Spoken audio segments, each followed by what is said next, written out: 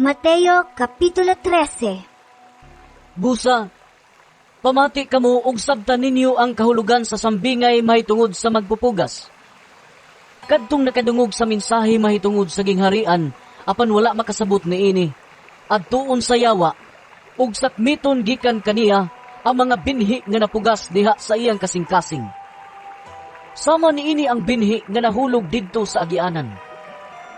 Ang binhi nga nahulog sa yutang batuon, sama sa mga tao nga malipayong midawat sa mensahe sa pagkadungog nila niini. Apan wala kini makagamot diha kanila, busa dili sila mulahutay. Sa pag-abot sa mga kalisdanan ug mga paglutos tungod sa mensahe, mubiya dayon sila.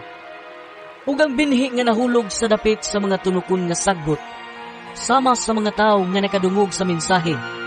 Apan ang mga kabalaka bahin ining kinabuhia ug ang gugma alang sa mga bahandi, mipatigbabaw kay sa mensahe ug dili sila makabunga.